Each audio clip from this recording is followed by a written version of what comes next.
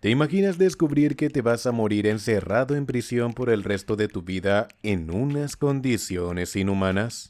Esto es lo que le pasó a un pandillero de la MS por sus terribles y escalofriantes asesinatos y demás delitos.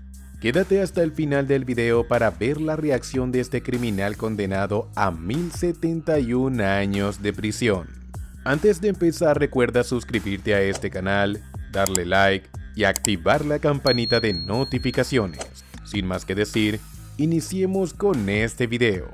La Mara Salvatrucha es una de las estructuras criminales más peligrosas del mundo, llegándose a comparar al nivel de grandes cárteles mexicanos como el de Sinaloa.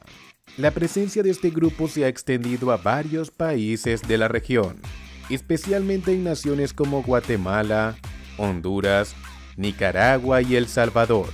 Se dedican a diversos delitos como el tráfico de sustancias, la trata de personas, el cobro de deudas y los homicidios.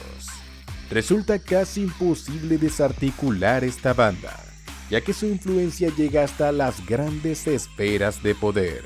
Sin embargo, El Salvador logró acabar con décadas de poder y control en cuestión de semanas. Gracias a la puesta en marcha del Plan Control Territorial, propuesto por el presidente y su gabinete, se limitaron las garantías constitucionales y las libertades individuales de los detenidos. Esto derivó en que las autoridades pudieran llevar una serie de arrestos e interrogatorios sin temor a represalias, provocando que cientos y hasta miles de pandilleros fuesen privados de su libertad y puesto bajo la orden de la justicia. No obstante, uno de los principales golpes a la MS fue el desmantelamiento de su red de financiamiento, desde donde se recibían los activos obtenidos de los negocios ilícitos y se utilizaban para comprar inmuebles, autos, armas y otros artículos destinados a la pandilla. El segundo golpe lo dio Bukele a los cabecillas y otros mareros que cumplían sentencia en prisión desde hace mucho. Todos los prisioneros fueron reubicados, mezclados y desprovistos de cualquier libertad, sin derecho a llamadas, visitas y hacinados en diminutas celdas junto a sus enemigos. Luego, a los más peligrosos los llevaron al SECOT, el último bastión de la lucha contra estas estructuras. Tal y como lo anunció el ministro de Seguridad Gustavo Villatoro, cualquiera que entrase a este centro jamás volverá a ver la luz del sol.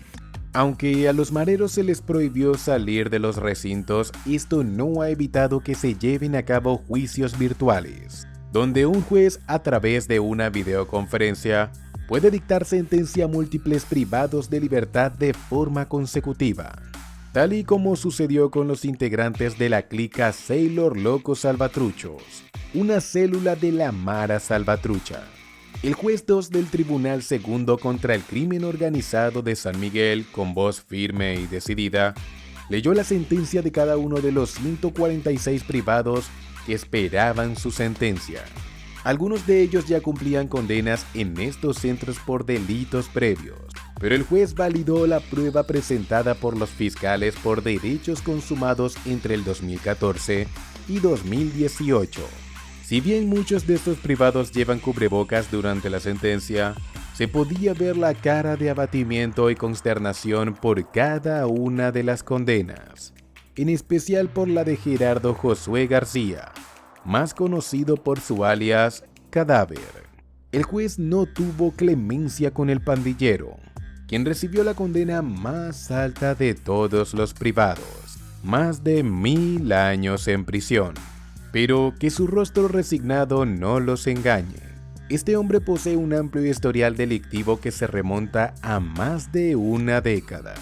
Según las autoridades, García ha participado directamente en 12 casos de homicidio agravado, 7 de conspiración para cometer dicho delito y más de 20 casos de extorsión y 3 por actos de tráfico ilícito, además de pertenecer a agrupaciones criminales.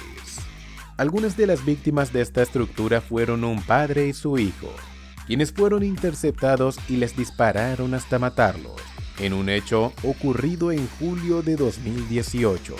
Las víctimas se movilizaban en una motocicleta cuando los malhechores, a bordo de un automóvil, abrieron fuego en su contra. Según las autoridades, el móvil del crimen fue porque los miembros consideraron al padre y su hijo como informantes de la policía. En El Salvador no existe la cadena perpetua ni la pena capital, y si bien la sentencia máxima de prisión ronda los 60 años, las autoridades se las han arreglado para sentenciar a los mareros a penas de hasta 1000 años. García no fue el único condenado a una pena de cientos de años. Otros 4 integrantes de la clica también recibieron condenas de 400 y 600 años en prisión por cargos similares. Para el resto, el juez dictó veredictos condenatorios de 8 años y poco más. García se llenó de consternación al conocer su sentencia, pues sabía que no volvería a ver la luz del sol. Pero le resultaba inútil iniciar alguna revuelta, pues estaba en un centro altamente custodiado por guardias armados y listos para abrir fuego ante la menor provocación, por lo que no le quedó de otra que agachar la cabeza y aceptar su veredicto: 1017 años. El mundo de García se había ensombrecido desde 2010, momento en el que fue sentenciado a pasar un par de años en prisión. Y no fue hasta la llegada de Bukele que las autoridades modificaron su condena. Hasta entonces, García solo había conocido las cárceles controladas por la MS y no por el gobierno, un hecho que cambió en el régimen de excepción. Las autoridades, haciendo uso de la fuerza bruta, no tienen piedad con los recién ubicados de otros centros penales. Bajo un sol inclemente, los internos deben caminar semidesnudos, soportando las altas temperaturas y el calor del asfalto. Los custodios los reciben con golpes de macanas y otro tipo de malos tratos. Incluso, los separaron para propinarles todo tipo de ataques. Quizás la mayor sorpresa de García fue ver que compartiría celda con sus enemigos, a quienes solía darle cacería cuando estaba en libertad. Y peor aún, no podían iniciar disputas porque los custodios tomarían acciones. Les privarían de la comida, ejercicio o los encerrarían en el agujero, una celda de aislamiento sin luz ni servicios, donde serían sometidos a todo tipo de tratos inhumanos. La idea de pasar el resto de su vida soportando aquellos tratos atormentaba a García y al resto de su clica.